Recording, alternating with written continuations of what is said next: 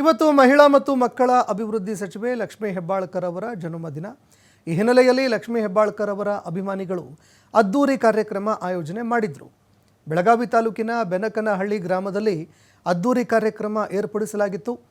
ಕಾರ್ಯಕ್ರಮದಲ್ಲಿ ಡ್ಯಾನ್ಸ್, ರಸಮಂಜರಿ ರಂಗು ಜೋರಾಗಿ ಕಂಡುಬಂತು. ಬೆಂಗಳೂರಿನಿಂದ ಬಂದಂತಹ ಕಲಾವಿದರ ತಂಡ ಸಂಗೀತ ಸಂಜೆ ಕಾರ್ಯಕ್ರಮ ಅದ್ದೂರಿಯಾಗಿ ನಡೆಸಿಕೊಟ್ರು. ರಸಮಂಜರಿ ಕಾರ್ಯಕ್ರಮದಲ್ಲಿ ಹಳೆ ಹೊಸ ಕನ್ನಡ ಗೀತೆಗಳು ನೆರೆದಿದ್ದವರ ಗಮನ ಸೆಳೆದವು. ಕಾರ್ಯಕ್ರಮಕ್ಕೆ ಆಗಮಿಸಿದ ಹಿರಿಯರು, ಗಣ್ಯರು, ಮಠಾಧೀಶರು, ಅಭಿಮಾನಿಗಳನ್ನು ಸಚಿವೆ ಲಕ್ಷ್ಮೀ ಹೆಬ್ಬಾಳ್ಕರ್ ಅವರು ಸ್ವಾಗತ ಮಾಡಿದರು.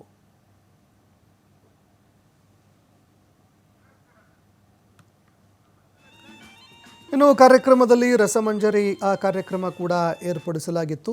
ಲಕ್ಷ್ಮೀ ಹೆಬ್ಬಾಳ್ಕರ್ ಅವರ ಹುಟ್ಟುಹಬ್ಬದ ಸಂದರ್ಭದಲ್ಲಿ ರಸಮಂಜರಿ ಕಾರ್ಯಕ್ರಮ ಕೂಡ ಏರ್ಪಡಿಸಲಾಗಿತ್ತು. ಇನ್ನು ಬೆಂಗಳೂರಿನಿಂದ ಹೋಗಿರುವಂತಹ ಕಲಾ ತಂಡಗಳು ಕಲಾ ಪ್ರದರ್ಶನವನ್ನು ಕೊಟ್ಟವು, ಎಲ್ಲರನ್ನ ರಂಜಿಸಿದ್ವು. ಕನ್ನಡ ಹಳೆಯ ಹಾಡುಗಳು, ಹೊಸ ಹಾಡುಗಳಿಗೆ ಸ್ಟೆಪ್ಸ್ ಹಾಕಿ ಎಲ್ಲರನ್ನ ಕುಣಿದು ಕುಪ್ಪಳಿಸಿದರು. ಇದರ ಜೊತೆಗೆ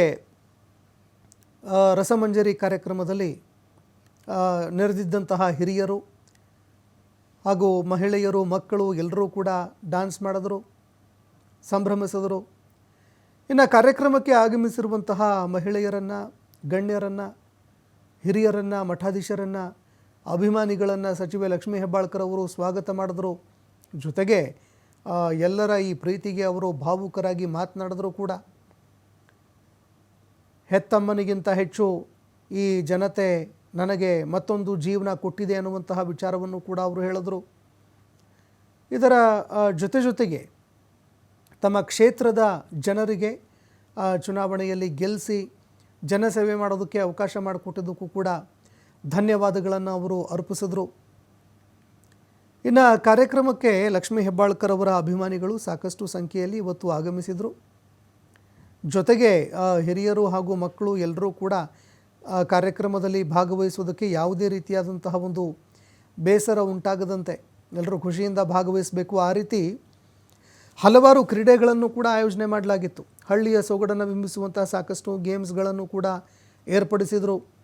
ಜೊತೆಗೆ ಸಾಯಂಕಾಲ ಯಾವುದೇ ರೀತಿಯಾದಂತಹ ಒಂದು ಬೇಸರ ಆಗದ ರೀತಿಯಲ್ಲಿ ರಸಮಂಜರಿ ಕಾರ್ಯಕ್ರಮ ಕೂಡ ಏರ್ಪಡಿಸಲಾಗಿತ್ತು. ಡ್ಯಾನ್ಸ್ ಕಾರ್ಯಕ್ರಮ ಕೂಡ ಇತ್ತು. ಕೆಲವರು ಹಾಡು ಹಾಡಿ ಸಂಭ್ರಮ ಪಟ್ಟರೆ, ಇನ್ನೂ ಕೆಲವರು ಹಾಡುಗಳಿಗೆ ಕುಣಿದು ಕುಪ್ಪಳಿಸಿ ಸಂಭ್ರಮ ಪಟ್ಟರು. ಮಕ್ಕಳು, ವೃದ್ಧರು, ಯುವಕರು ಎಲ್ಲರೂ ಕೂಡ ಸ್ಟೇಜ್ ಮೇಲೆ ಡ್ಯಾನ್ಸ್ ಮಾಡಿ ಸಂಭ್ರಮ ಪಟ್ಟರು.